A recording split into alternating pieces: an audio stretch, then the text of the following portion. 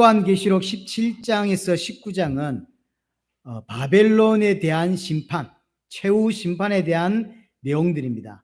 우리 지난주에 1절부터 6절까지 음녀가 왕의 옷을 입고 화려하게 꾸며 있는 모습을 봤습니다. 이 왕의 옷을 입고 화려하게 꾸몄다고 하는 것은 이 땅에서 엄청난 부와 능력과 권세를 가지고 있다는 것을 상징하는 것이고요. 그게 얼마나 기이하고 놀랬던지 사도 요한이 놀랐습니다. 그까지가 6절 이야기입니다. 그러니까 오늘 7절에 어떤 일을 이야기하냐, 천사가 사도 요한을 보고 왜 그걸 놀랍게 여기냐라고 꾸짖습니다. 질책하는 장면입니다. 사실은 요한이 놀란 게 두 개예요. 우리 지난주에는 음녀 바벨론의 모습, 어마어마한 부와 능력과 권세를 가지고 있는 이런 모습, 그래서 화려한 치장을 하고 있는 모습 때문에 요한이 놀랐다라고 했는데 한 개 더 있어요. 요한이 뭐에 한 개 더 놀랐냐면 음녀가 왕권을 가지고 하나님의 백성들을 죽이는 광경을 어디서 보냐면 광야에서 봐요. 광야는 하나님께서 하나님의 백성을 양육하고 훈련시키는 거죠. 보호하기 위한 장소인데 그곳에 음녀가 나타나서 하나님의 백성을 죽이는 장면이 나온 겁니다. 6절 보세요. 또 내가 보면 이 여자가 성도들의 피와 예수의 증인들의 피에 체한지라. 얼마나 하나님의 백성을 죽였는지 성도들의 피에 취했다, 예수의 증인들의 피에 취했다라고 이야기하죠. 여기에 지금 놀란 거예요. 그러니까 음녀가 쉽게 말하면, 우리로 말하면 세상이, 하나님을 대적하는 세상이 얼마나 화려하고 얼마나 큰 힘을 가지고 있고 이런 것에 놀랬고요. 이런 것에 놀랬고, 또 하나는 하나님의 백성이 그 음녀에 의해서 마치 심판받는 것처럼 보이고요. 그렇잖아요. 1절에 17장 1절에 뭐랬냐면 음녀 바벨론의 심판을 내가 보여주겠다라고 했죠. 음녀 바벨론이 심판받는 것을 설명해 준다고 했는데 한상을 보니까 음녀 바벨론이 심판받는 게 아니라 하나님의 백성이 마치 심판받는 것 같아요. 음녀 바벨론은 승리자처럼 나온다고요. 그래서 엄청난 기독교인이 피에 취해서 많은 기독교인을 죽였다는 거죠. 이게 그래서 놀랄 수밖에 없었던 거죠. 광야가 하나님의 보호받는 장소인데 하나님의 백성이 마치 심판받는 것처럼 보이고, 그것도 분명히 음녀 바벨론이 심판을 보여주겠다고 했는데 오늘 본문에 보면 음녀 바벨론이 심판받는 게 아니라 기독교인이 핍박받는 것처럼 보인다고요. 이게 심판이 맞냔 말이에요, 이게. 그래서 이게 지금 놀랐다고 하는 게 이해가 안 되는 놀람이고요. 기이하고, 이게 말이 돼? 하나님을 믿는 백성이 어려움을 당하고 하나님을 믿는 백성이 고통을 당하는 게 말이 돼? 좋아, 하나님의 백성이 고통당하는 건 이해할 수 있어. 하지만 하나님의 백성은 고통당하고 핍박받아서 순교하는데 심판받아야 될 대상인 음녀는 승리자의 모습이란 말이에요. 이게 말이 되는 거예요, 지금. 이제 그건 거죠. 그래서 사도 요한이 놀래니까 천사가 이야기하는 거예요. 놀래지 마라. 이 놀랄 일이 아니다. 여기서 우리가 성경을 계속 공부하면서 우리가 반드시 알아야 될 부분이 사실 이 부분이에요. 하나님의 보호 아래 있는데 어떻게 하나님의 백성이 고난이 오고 문제가 오고 환난이 오고 고통과 어려움이 계속 올 수 있냐? 한두 번도 아니고. 마치 불신자가 훨씬 더 응답받는 것 같고 훨씬 더 잘 살고 훨씬 더 성공하는 모습, 이것이 옳으냔 말이에요. 도리어 이제 하나님의 백성이 불신자를 부러워하는 단계까지 가버린 거예요. 그래서 요한은 하나님의 보호를 받고 있었기 때문에 경배하지 않았지만 믿음이 약한 자들은 세상에 잘 나가는 거, 그 다음에 성공하는 거, 하나님 대적하는 자들이 훨씬 더 잘 되는 거 보고 낙심하고 이제 믿음이 흔들린다고. 오늘 천사가 하는 이야기는 그런 것을 부러워하지 말라는 거예요.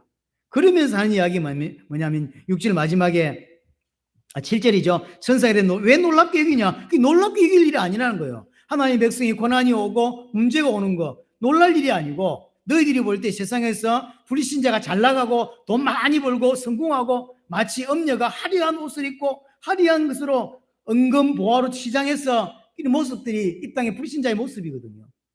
그게 왜 부럽냐는 거예요. 그러면서 하는 이야기죠. 내가 여자와 그가 탄 일곱 머리와 열 뿔 가진 짐승의 비밀을 내게 이르리라. 내 답을 이야기해 줄게 라고 이야기하는 거예요. 그래서 8절부터 이야기는 천사가 요한에게 기독교인이 왜 고난을 받고 기독교인이 왜 이 땅에서 더 잘 살지 않는 것처럼 보이고 기독교인이 오히려 더 힘든 삶을 사는 것처럼 보이는 이 모습, 반대로 불신자가 더 성공하고 불신자가 더 응답받는 것처럼 보이고 불신자가 더 잘 나가는 이 모습에 대하여 절대 부러워하지 말라는 거예요. 그러면서 내가 답을 주겠다라고 이야기하는 것입니다. 그래서 8절부터 이야기가 그에 대한 답입니다. 자, 8절, 네가 본 짐승은 전에 있었다가 지금은 없었으나 장차 무중으로부터 올라와 멸망으로 들어갈지니 땅에 사는 자들로서 창세 이후로 그 이름이 생명책에 기록되지 못한 자들이 이전에 있었다가 지금은 없으나 장차 나올 짐승을 보고 놀랍게 여기리라. 자, 8절, 전에 있다가 지금은 없으나 장차 나온대요. 8절 후반부에도 이전에 있다가 지금 없으나 장차 올라온대요.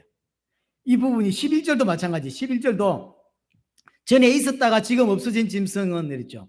전에 있었는데 지금은 없어. 11절은 뒤에 마지막 장차 올 이 표현은 없죠. 세 개가 반복되고 있어요. 이야기가. 여러분 이 이야기를 좀 들어본 것 같지 않나요? 전에 있다가 지금도 있는데 장차 오실. 계시록 1장 4절을 보세요. 계시록 1장 4절에 보시면 이전에 계셨고 전에도 계셨고 장차 오실 이라죠.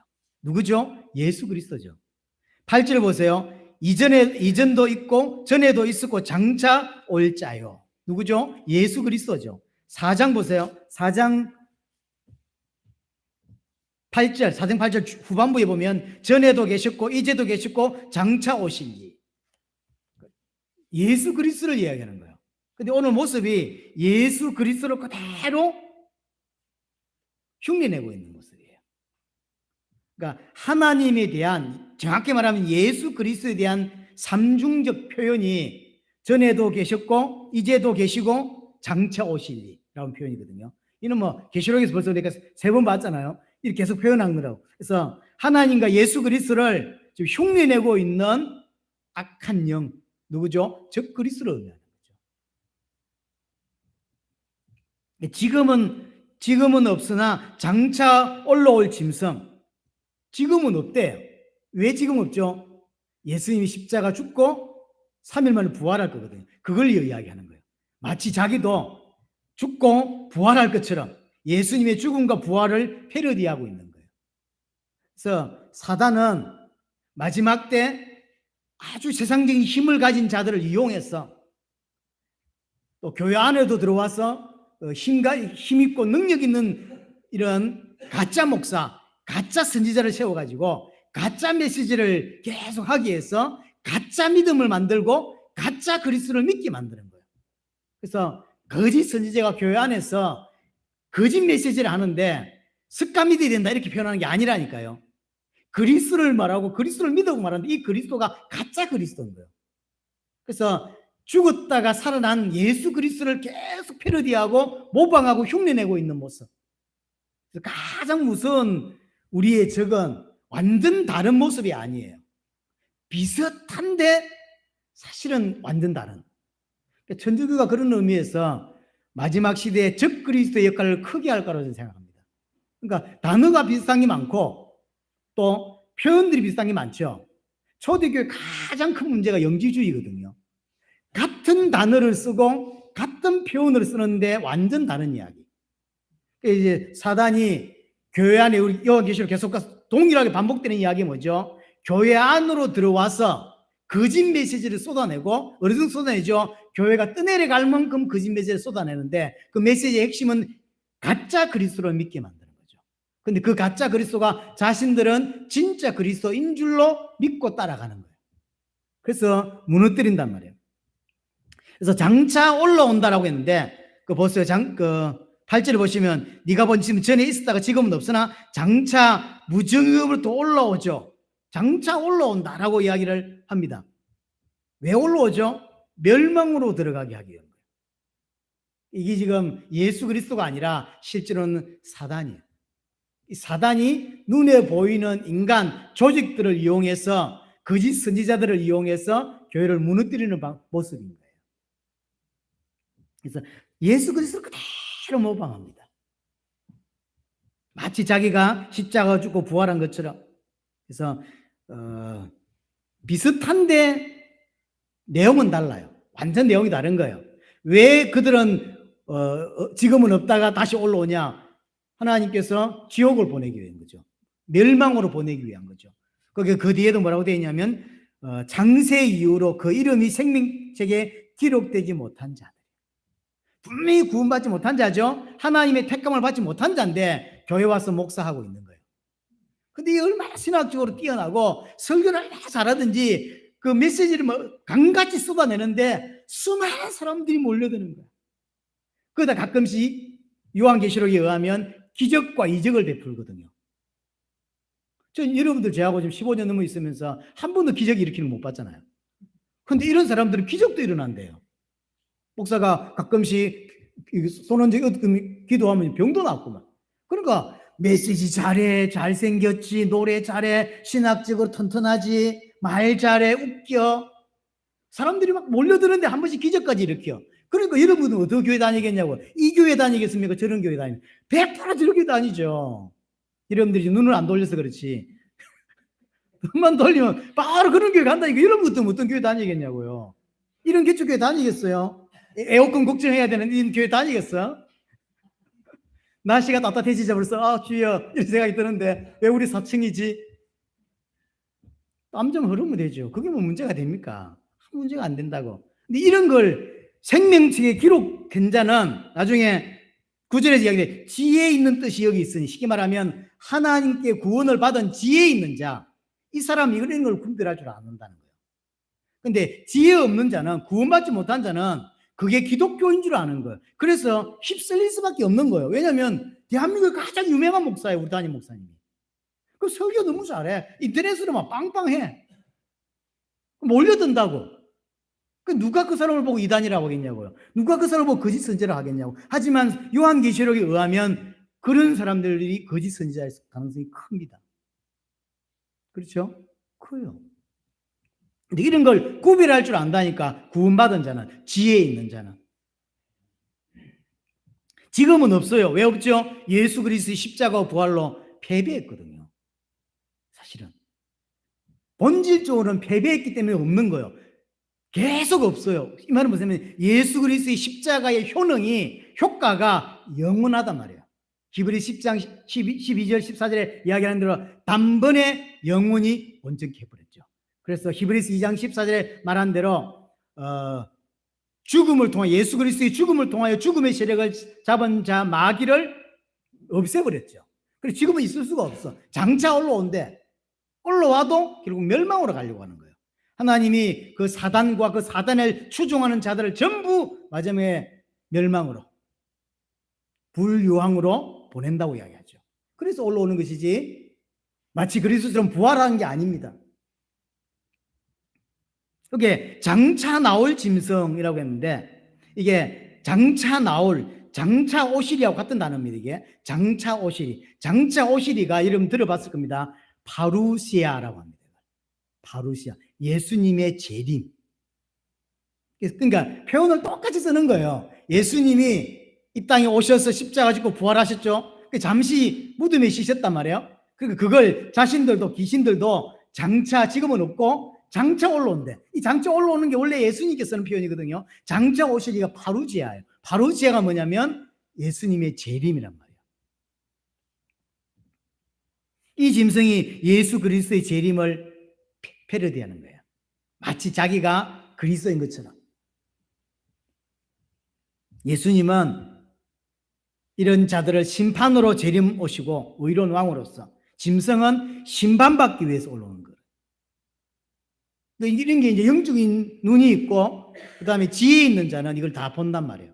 하지만 모르는 사람은 빠져들 수밖에 없어요. 데살로니가 후서 2장에 보면 사도 바울이 악한 자와 또 예수님의 파루지아와 악한 짐승의 파루지아에 대한 이야기를 약간 설명한 적이 있어요. 데살로니가 후서를 한번 가보겠습니다. 데살로니가 후서에 보시면 2장을 볼게요. 데살로니가 후서 2장 8절부터 보겠습니다. 여기 보시면 그때에 불법한 자가 나타나리니 주 예수께서 그의 입의 기운으로 그를 죽이시고 강림하여 나타나심으로 패하실 것이다. 주님께서 재림하셔서 강림하셨죠? 강림이 파루시아입니다. 파루시 예수님의 재림, 강림하셔서 나타나심으로 모든 악한 자들, 불법한 자들을 패하시겠다라고 하죠. 9절에는 악한 자의 나타남은 사탄의 활동을 따라 모든 능력과 표적과 거짓 기적과 불의의 모든 속임으로 멸망하는 자들에게 있으리니, 마지막에 악한 자 사단은 어떻게 활동한다? 모든 능력과 표적과 거짓 기적과 불의의 모든 속임, 사람을 싹 속이는 거죠. 이것으로 멸망하는 자들에게 이른단 말이에요. 이는 그들이 진리의 사랑을 받지 아니하여 구원함을 받지 못함이라. 왜 그럼 빠진다? 왜 거짓 진리에, 거짓 그리스도에 빠진다? 구원받지 못하게 하려고. 그래서 구원받은 자는 그런 것을 아무리 나타나고 아무리 기적이 일어나도 안 빠집니다. 왜냐하면 분별이 가능해요. 구원받았기 때문에. 성령이 내 안에 계시기 때문에. 하지만 성령 없는 자는, 지혜가 없는 자는 구별이 안 되는 거죠. 나타나는 거짓 기사를 보고 진짜인 줄로 알고 따라간다는 이야기죠. 그 뒤가 재미있죠. 11절에 보시면 이러므로 하나님이 미혹의 역사를 그들에게 보내사 거짓 것을 믿게 하시면, 그럼 그걸 거짓 선지자, 거짓 이 그리스도를 정하는 자들을 누가 보냈다? 하나님이 보냈다는 거예요. 왜? 믿게 하려고. 엉터리를 믿게 하려고. 왜? 12절 진리를 믿지 않고 불의를 좋아하는 모든 자들로 하여금 심판을 받게 하려고.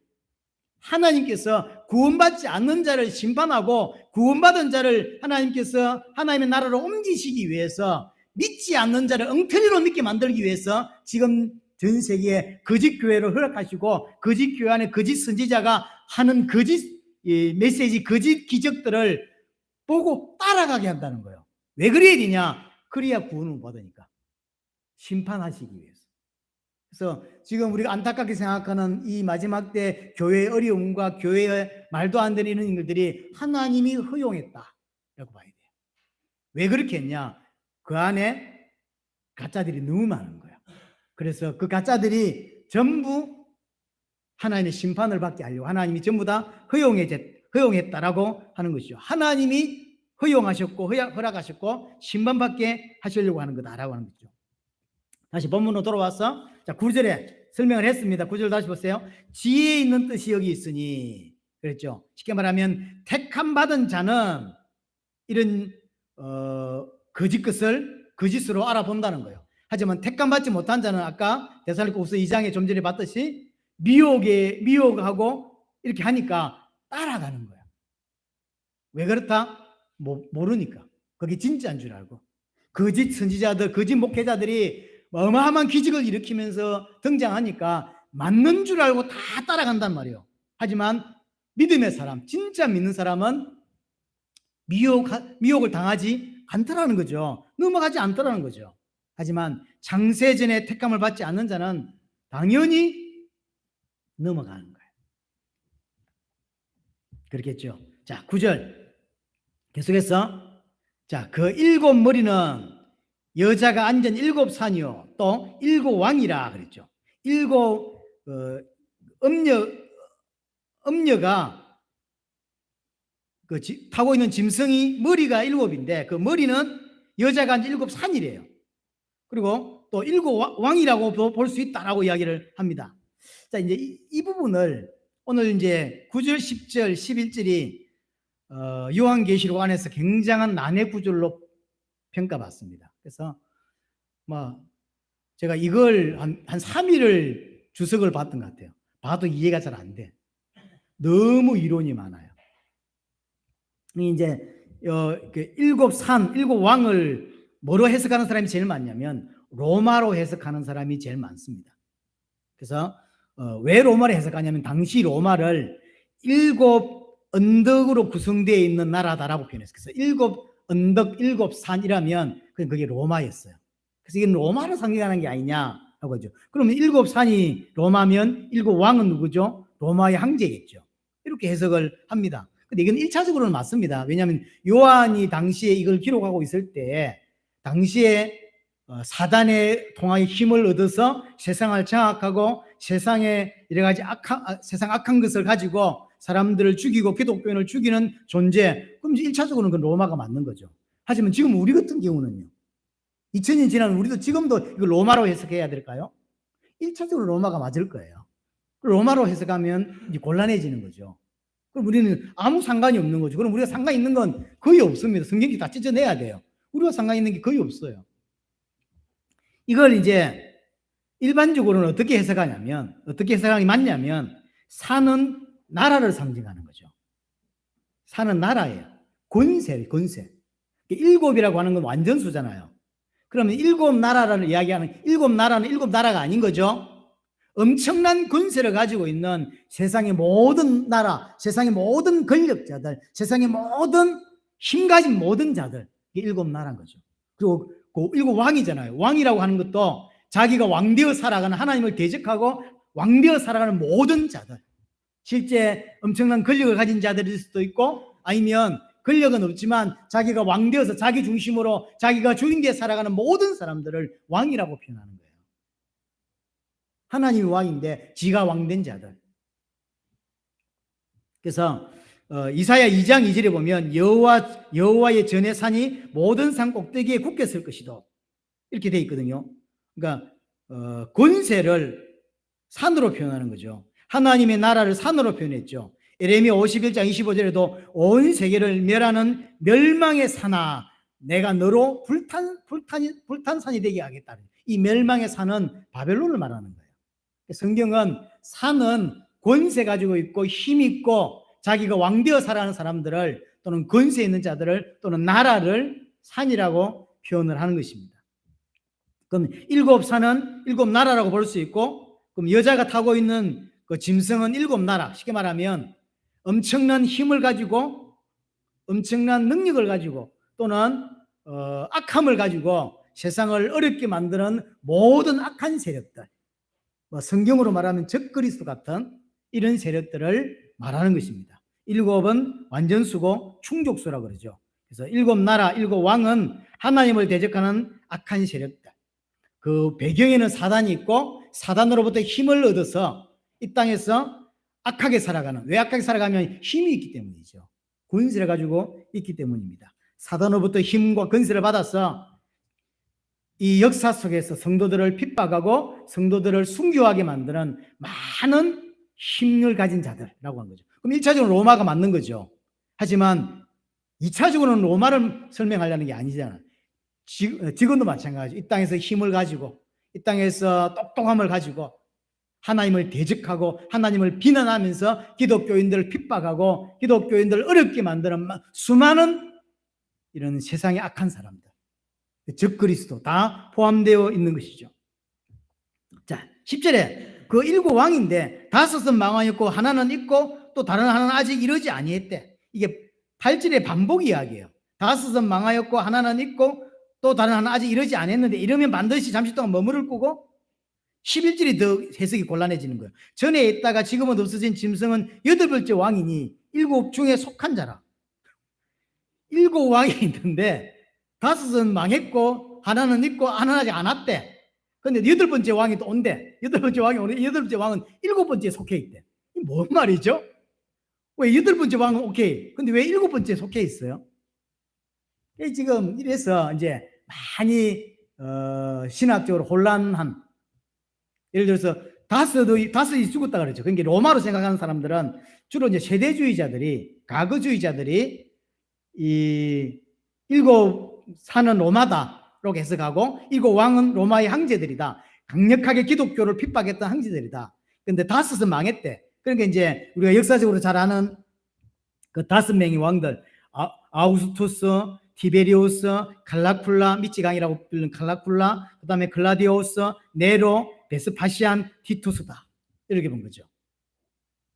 근데 이제 하나는 아직 남아있어. 그게 이제 베스파시안인데, 역사상으로 베스파시안은 그렇게까지 기독교를 박해하지 않았어요. 다섯은 망해서 기독교를 박해했던 5명이어야 되는데 왜 베스파시아는 또 안 들어가지? 그래서 베스파시아는 빼고 다른 사람을 넣어야 된다. 이렇게 주장하기도 하고요. 그래서 엄청난 기독교를 받게 했던 도미티안 황제라고 있습니다. 도미티안 황제를 넣어야 된다. 이렇게 주장하기도 하고요. 8번째 왕은 7번째에 속해 있는 왕인데 네로다. 네로가 죽었잖아요. 그런데 당시 이 글을 쓰고 있을 사도 사도 요한이 있을 당시에 어떤 설이 있었냐면 네로 부활설이라는 게 있어요. 엄청나게 기독교를 죽이고 핍박했던 네로가 부활했대요. 실제 부활했을까요? 그 말이 아니죠. 말이 안 되는 이야기잖아요. 그러니까 7 왕이 있는데 8번째 왕이 따라올 건데 이 8번째 왕은 7번째 왕에 속해 있대. 그러니까 엄청나게 기독교를 박해했던 네로가 죽었는데 다시 부활해가지고 많은 기독교를 박해할 거다라고 생각을 하고 있었던 거예요. 얼마나 믿었는지는 잘 모르겠어요. 실제로.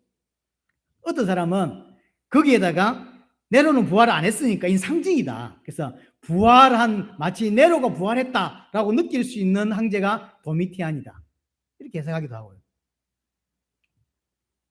그래서 아니면 이 다섯 왕은 망했죠. 망한 다섯 왕은 이스라엘을 괴롭혔던 이런 나라들이다. 그래서 애굽이다, 아수르, 바벨론, 페르시아, 헬라 이렇게 주장하기도 하죠. 그럼 하나는 누굽니까? 로마라. 그럼 하나 아직 안 왔는데 그건 미래에 올 나라다. 이렇게 해석하기도 하고요.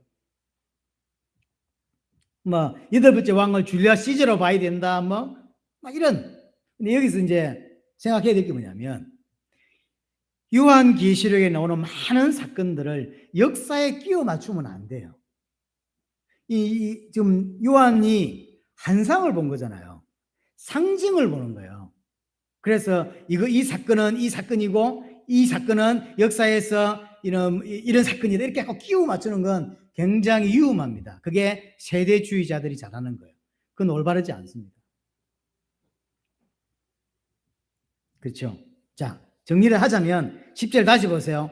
요 짐승, 머리는 7이고 뿔이 10인 이 짐승은 사단의 힘을 가지고 하나님의 자리에 높아져서 하나님의 자리에 서서 또는 하나님의 자리에 높아져서 세상을 미혹하는 악한 세력들이라고 볼 수 있습니다.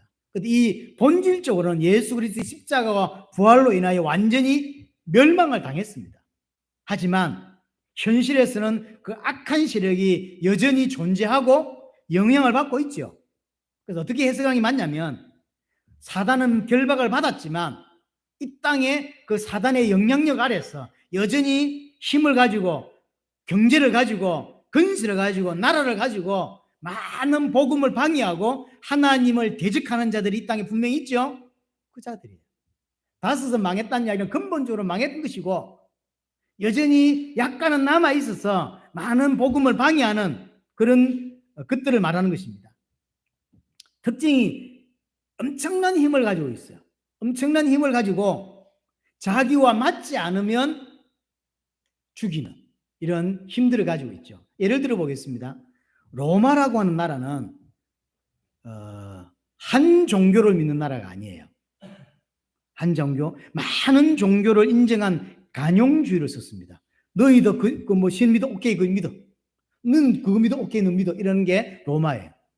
왜 기독교가 왜 문제가 됐냐면 너희들이 믿는 신을 믿되 로마 황제 또한 너희가 믿는 신과 같은 신이기 때문에 같이 숭배하라는 거예요.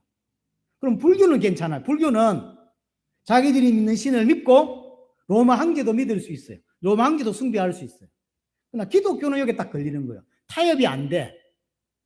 로마 황제를 신으로 인정할 수가 없고 로마 황제를 신으로 믿을 수가 없고 그게 절할 수가 없는 거죠. 그러니까 유독 기독교만 문제가 생긴 거예요. 타협이 안 되니까. 그래서 기독교인을 죽여버리는 거예요. 그렇죠? 그래서 이게 로마 시대 전체에 계속 핍박이 있었냐? 그렇지 않아요. 핍박을 많이 했던 10명의 황제들이 좀 많이 핍박을 했어요. 어떨 때는 타협도 하고 잘 살다가도 어떨 때는 또 죽이죠. 이 일이 지금도 계속되고 있다 이 말이에요. 예수 그리스도의 십자가로 모든 사단의 권세가 분명히 박살이 났고 결박을 당했습니다. 그렇죠? 하지만 아직도 그 사단의 악한 영향력 아래서 여전히 세상에서 힘과 권세와 권력을 가지고 자기가 마치 하나님 된 것처럼 살아가는 악한 자들 있단 말이야. 그런 자들이 세상에도 있고 교회 안에도 있고 있다고. 그래서 오늘 10절, 11절을 어떻게 해석하는 것이 맞냐면 하나님의 백성이 이 땅에 살아가는 영적인 전쟁으로 보는 것이 가장 좋은 해석입니다.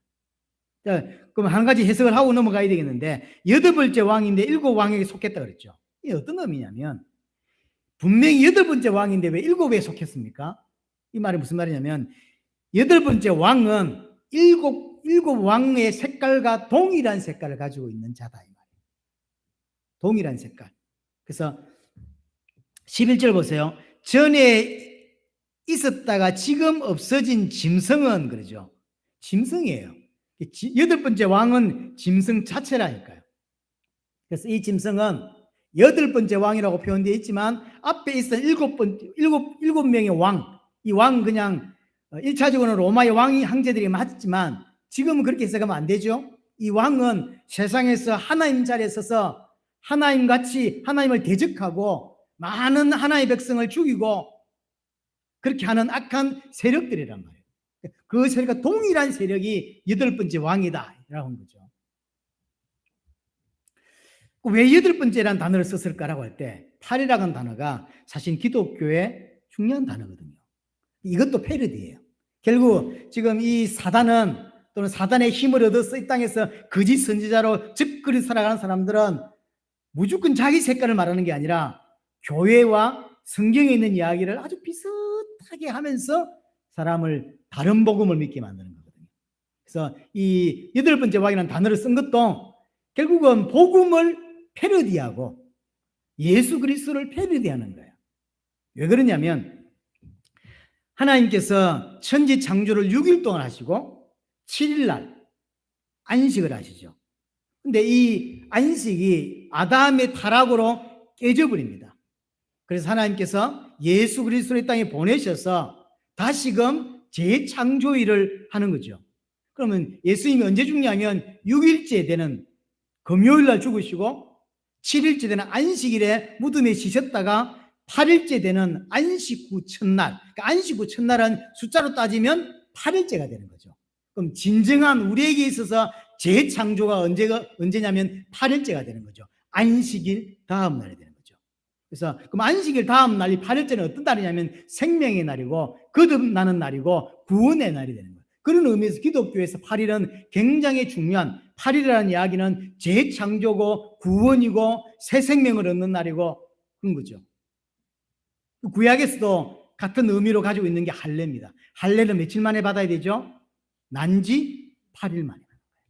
그게 구원의 날이고 새 생명의 날이고 나는 죽고 할례라는 게 딴 게 아닙니다. 내 육신은 죽고 이게 그 표피를 잘라내죠. 그러니까 육신은 죽고 내가 그리스도 예수 안에서 새롭게 태어났다. 구원받았다라고 하는 게 할례 못기라고. 그 할례와 똑같은 게 세례거든요.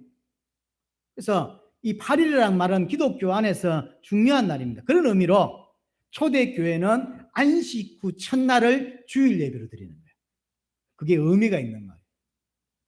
지금도 우리는 그 전통을 따라서 주일날 8일째 되는 날, 이 8일은 생명의 날이고 구원의 날이고 안식의 날이고 재창조의 날인 거죠.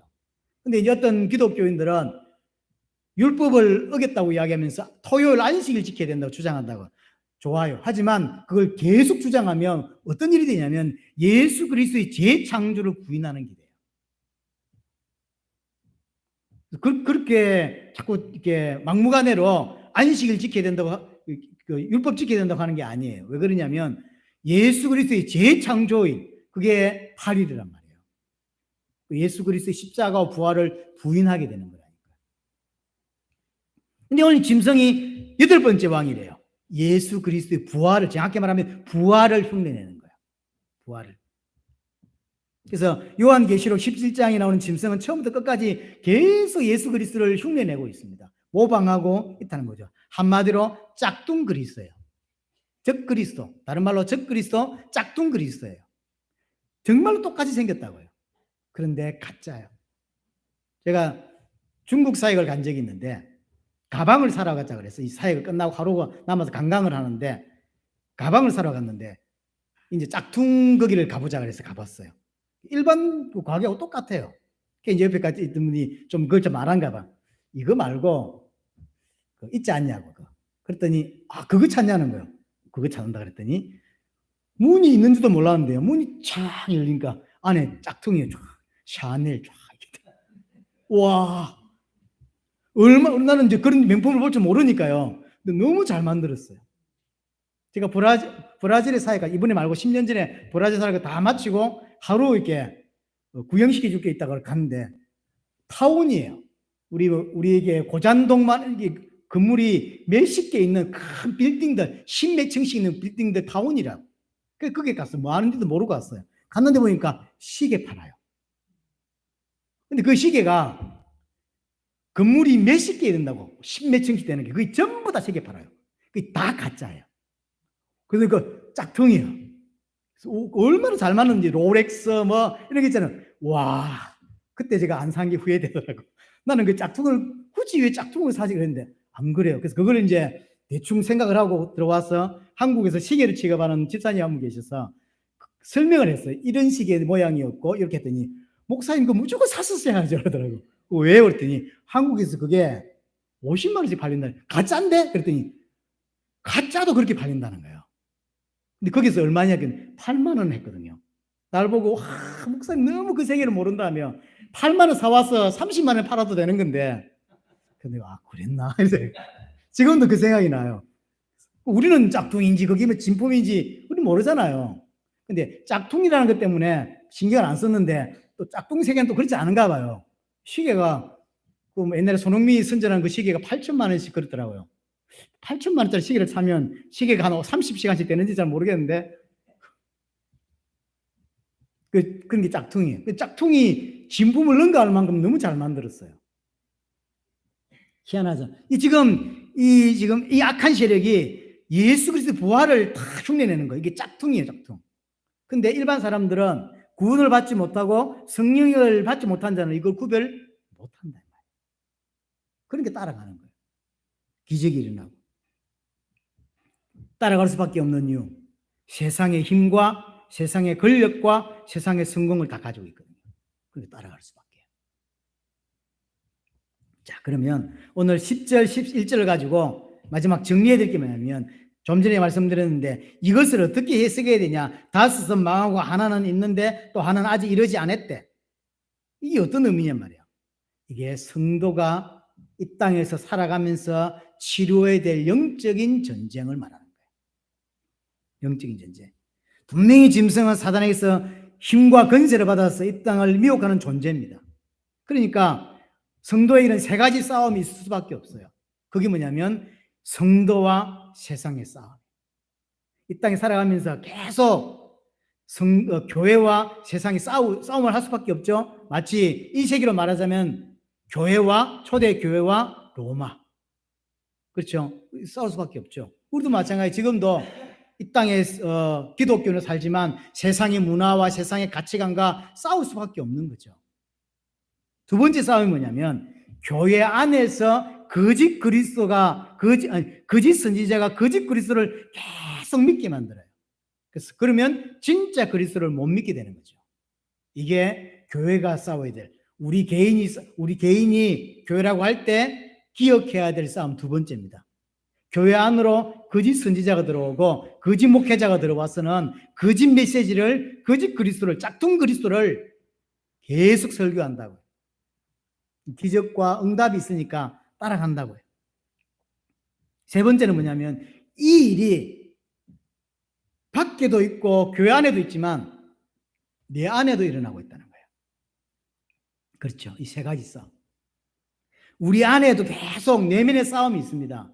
하나님의 뜻에 순종하고 싶다는 마음이 꿀떡 같은데 어떨 때는 반대로 불순종하려고 하고 하나님께 순종하지 않으려고 하는 이런 싸움이 내 안에 계속 있죠. 세 가지 싸움이 성도에겐 죽을 때까지 있는 거예요. 다섯은 망했어요. 본질적으로 사단은 결박을 받았어요. 하지만 뭐 했다? 아직 여전히 힘이 있어 보이고 아직 여전히 건재한 것처럼 보인다고. 그래서 기독교는 핍박을 받고 기독교인은 어려움을 당하고 부자도 안 되고 이렇게 보인단 말이에요. 여기 보세요. 6절에 다시 8절에 보세요. 8절에 보시면 장차 무주경에서 올라오고 장차 강림하죠. 그러면서 6절에는 성도를 죽였단 말이에요. 예수 그리스도를 믿음으로 분명히 이전에 과거에 나는 십자가에서 죽은 게 맞습니다. 그렇죠? 분명히 죽었어요. 내 안에서 그리스도만 살고 그리스도의 통치를 받는 하나님의 백성이 분명히 되었습니다. 과거, 현재, 미래 분명히 다 끝났어요. 하지만 내 안에 내가 죽지 않고 살아있음을 가끔 발견한다고. 여러분 그렇죠? 분명히 나는 구원받았어요. 안 믿는 것도 아닙니다. 하나님이 안 믿어지냐? 믿어집니다. 예수 그리스도가 안 믿어지냐? 믿어집니다. 새하늘 새 땅이 안 믿어지냐? 믿어집니다. 하나님이 예수 그리스도 땅에 보내서 나를 위해서 모든 문제를 단번에 영원히 끝냈다는 건 믿어져요. 하지만 불쑥불쑥 내 뒤를 돌아보면 내 안에 뭐가 있냐면 여전히 하나님께 불순종하고 싶어하는 생각들이 있다고요. 그렇죠? 내 안에 내가 아직도 살아있어요. 분명히 죽었는데 내가 구원받아 놓고도 여전히 하나님 자리에 앉아 있어. 이런 모습이 내게 있어요. 여러분들에도 있다니까. 분명히 하나님 은혜와 사랑을 받았고 그걸 믿어요. 하지만 현실에서는 여전히 또 내가 왕이 되어서 하나님의 자리에 앉아 있는 나를 보게 됩니다. 그래서 신학적으로 이미와 아직은 계속 동시에 존재합니다. 이미 지금 끝났어요. 이미 이루어졌죠. 하지만 아직 정복되지 않은 부분이 내 안에 있는 거죠. 그래서 우리는 세상과 하나님을 대적하는 세상과 나와의 싸움이 있고요. 그리고 내가 다니고 있는 교회 안에 거짓 선지자가 계속 잘못된 메시지를 통해서 교회를 무너뜨리려고 하는 이 싸움이 있고요. 이것이 두 가지가 내 안에도 일어나고 있다는 사실을 우리는 명심해야 됩니다. 이것을 해결하기 위해서 하나님께서 뭘 주시냐면 고난과 문제와 사건을 주시는 거예요. 내 안에 아직도 살아있는 왕이 있기 때문에 옛 습관, 옛 성품, 옛 가치관, 육신의 욕망들이 아직도 남아있다고. 하나님께서 고난과 문제와 사건과 여러 가지 기도 제목을 통하여 뭐 하냐면 그 왕들을 끄집어내는 거예요. 내 안에 있는 계속 앉아 있으려고 하는 그 왕을 끄집어내서 진짜 죽는 자로 만들려고 하는 거죠. 하나님 말씀에 진짜 순종하는 자로 만들려고 하는 것입니다. 그래서 우리는 죄와 싸워야 되는 존재입니다. 세상과 싸워야 돼요. 하나님께서 싸우라고 이야기하십니다.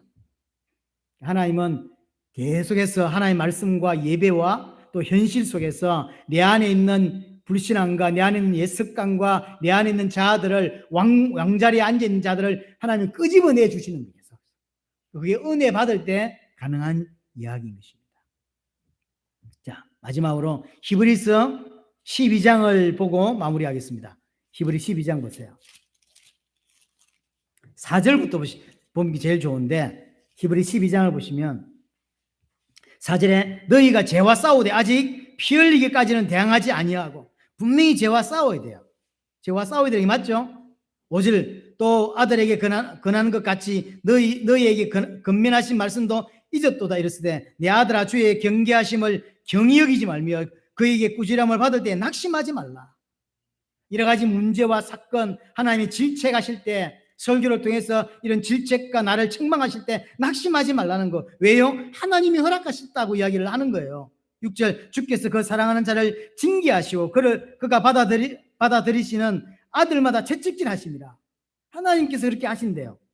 만약에 하나님의 백성으로서 이 땅에서 예배하며 살아가는데 하나님의 징계가 없고 하나님의 채찍이 없으면 뭐다? 사생활하는 거죠. 7절 너희가 참으면 징계를 받기 위함이라. 하나님이 아들과 같이 너희를 대우하시나니 어찌 아버지가 징계하지 않은 아들이 있으리요. 진짜 친아들이라면 왜 자식이 잘못된 길을 할 때 가만히 있겠냐는 거예요. 반드시 징계가 있다는 거죠. 여러분들 이 땅에 살아갈 때 내 눈에는 내가 하나님의 백성이 내가 하나님의 자녀인데 왜 나는 가난하고 나는 왜 이렇게 문제가 많고 나는 왜 사건이 많냐라고 말할 수 있지만 하나님이 그렇게 허락하셨다는 거죠. 왜냐? 성숙하기 위해서, 성장시키기 위해서. 왜냐? 친아들이니까. 징계하지 않는 아버지는 아버지가 아니다. 그래서 진짜 너희가 구원받았다면 하나님은 징계하시고 채찍을 드신다라고 이야기를 하는 거예요. 8절 징계를 다 받는 것이거늘 너희가 너희에게 없으면 사생자요 친아들이 아니니라.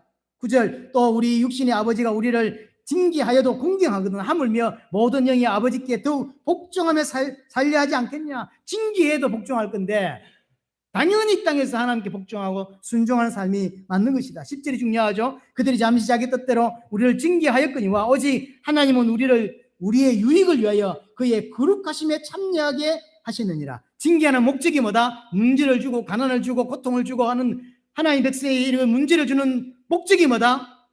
거룩하게 만들기 위해서다. 우리를 하나님 백성답게 거룩하게 만들게 하기 위해서라는 거죠.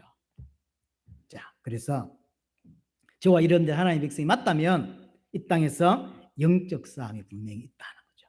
이런 짐승과의 싸움, 음녀와의 싸움이 분명히 있다는 거예요. 본질적인 싸움은 주님이 다 끝내놓으셨어요. 하지만 여전히 내 안에 왕의 모습으로 남아있는 것들이 있습니다. 그래서 아직 이미지만 아직이 남아있어요. 그래서 하나님 우리에게 뭐라고 말씀하냐면 영적인 싸움을 하라는 거죠. 그냥 멍해 살지 말고 영적인 싸움을 해야 된다. 그래서 그 모습이 뭐냐면 거룩입니다. 우리를 거룩한 모습, 구별된 모습으로 살아가도록 만들어 가신다는 거죠. 이번 주간도 이 은혜와 이름을 있기를 바랍니다.